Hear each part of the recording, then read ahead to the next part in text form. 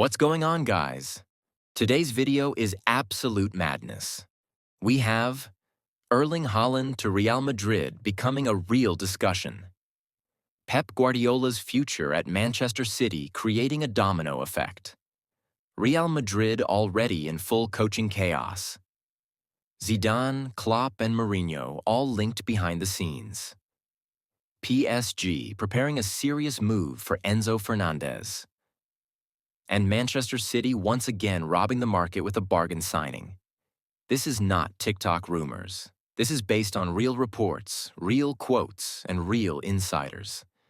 So make sure you watch till the end, because football right now is changing in front of our eyes.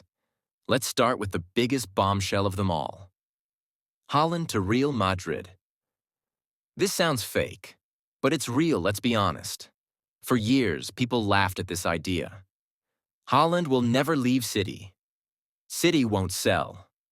He already signed a long contract. But right now, things are different. According to multiple Spanish and English reports, Real Madrid are still in contact with Haaland's camp, and Florentino Perez sees him as a long-term Galácticos signing. This is not about this week. This is not about January. This is about legacy. Now here's the key factor that changes everything. Pep Guardiola. Haaland did not choose Manchester City just for trophies or money. He chose City because of Pep Guardiola. He came from Dortmund specifically to work under Pep.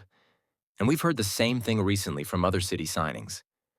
Players openly admit, Pep was the main reason I joined. Pep is not just a coach. He's a magnet. So now ask yourself this. What happens if Pep leaves City this summer?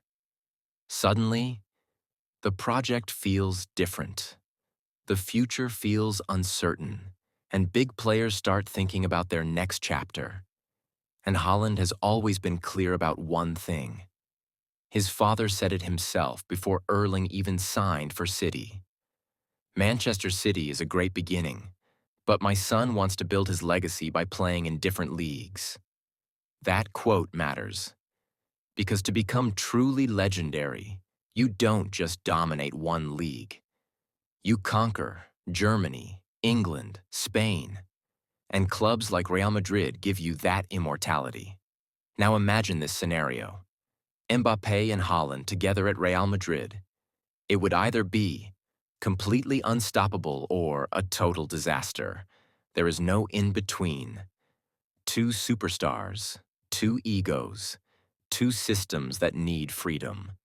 But if there's one club crazy enough to try it, it's Real Madrid. Now let's talk about Zinedine Zidane, because believe it or not, his name is still very much alive inside Real Madrid. Yes, Arbeloa just became the new coach, but already, and this is crazy, the Spanish press is saying his job might not be safe. Why? Because if you missed it, Real Madrid lost their first match under the new coach to a Segunda Division team in the Cup. And at Real Madrid, that's more than just a bad result. That's a warning sign. This club does not wait. This club does not protect coaches. This club reacts fast. So even though Arbeloa just arrived, the pressure is already massive. And that's why one name keeps coming back. Zinedine Zidane. Now let's be clear. Zidane has said multiple times that he wants to coach a national team. He's not actively looking to return to Madrid.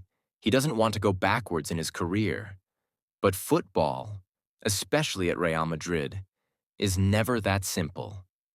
Because Zidane understands this club better than almost anyone. And his last interview explains exactly why he succeeded where others failed. Zidane said, "At Real Madrid, we were at the player's disposal. For me, that's what makes something strong. You're there for the player. If you haven't understood that, you can't last in this profession." That sentence alone says everything. He continued, "We're there to support them. You have to show that you're there for them. For the dressing room to buy into what you want to implement, they have to like us. This is the key part. At Real Madrid, if the players don't buy into you, you're finished. Zidane also said, if the players don't agree with everything you put in place, the training, the system, something will always be missing. And then he explained why his Madrid team was unstoppable. With us, they really enjoyed themselves. We instilled a lot of confidence. They were competitive, happy to train, happy to play. And when that happens, you're bound to win. And guess what? They won 3 Champions Leagues. Now compare that to what happened with Xabi Alonso. Alonso is a brilliant tactician. No one doubts that. But his biggest problem was simple. He tried to coach Real Madrid the same way he coached Leverkusen. And that doesn't work. Real Madrid is different. Real Madrid is difficult. Here, players think they're stars. They believe they're above the system. They don't want to be treated like students. If you try to control them too much, they push back, and that's exactly what happened. Xabi wanted strict structure, clear tactical discipline, full authority. But at Real Madrid, authority comes from respect, not systems. Zidane understood that. Alonso didn't.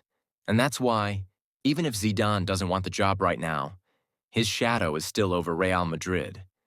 Because when things get unstable, Madrid always looks back to what worked. Now here's the plot twist. According to inside information, Florentino Perez is considering Jose Mourinho. Yes, again. People will laugh. People will say, he's finished. He causes drama. Look at his recent results. But let's remember something. Before Ancelotti returned to Real Madrid, he was coaching Everton. People said he was washed. People said he was outdated. Then he came back, and Real Madrid started winning again. This club has a strange power. It revives elite coaches. Mourinho understands Madrid, knows how to talk to stars, knows how to fight the media if Klopp doesn't want it. And Zidane waits. Mourinho becomes very realistic. Now let's move to Paris. According to ESPN and multiple insiders, PSG want Enzo Fernández. And the timing makes sense. Chelsea are financially stressed, packed with players, constantly rebuilding. And Enzo himself is not fully happy. He recently backed Maresca's statement that, if you want to win, you need stars, not just young talents. That's a clear message. Now here's the bigger picture. Insiders believe PSG are preparing for Vitinha to leave. And guess who wants Vitinha? Real Madrid. So PSG's logic is simple. Sell Vitinha, replace him immediately with Enzo. Don't wait until summer chaos. Chelsea would sell for the right price. They care more about business than trophies. For Enzo, PSG offers stability, titles, and a central role. This deal is very possible. Finally, let's talk about Manchester City. It's official. Mark Guehi is a Manchester City player. Transfer fee? Around £20 million. That's insane. Yes, his contract was expiring, but clubs like Liverpool, Manchester United would have paid double. Once again, City moved early, City moved smart, City moved quietly. Guehi is strong, fast, intelligent. A leader. City didn't just buy a defender. They bought future dominance. With Pep or without Pep, this squad is terrifying. So let's put everything together. Haaland to Real Madrid is not impossible anymore. Pep Guardiola leaving City could change everything. Arbeloa is already under pressure. Zidane, Klopp, and Mourinho are all being discussed. PSG are preparing a move for Enzo Fernández. Chelsea could sell. And Manchester City keep winning the transfer market. Football is no longer just football. It's power, it's ego, it's legacy. If you enjoyed this breakdown, like, subscribe, comment below. Would Haaland and Mbappe work together? Should Mourinho return to Real Madrid? I'll see you in the next one.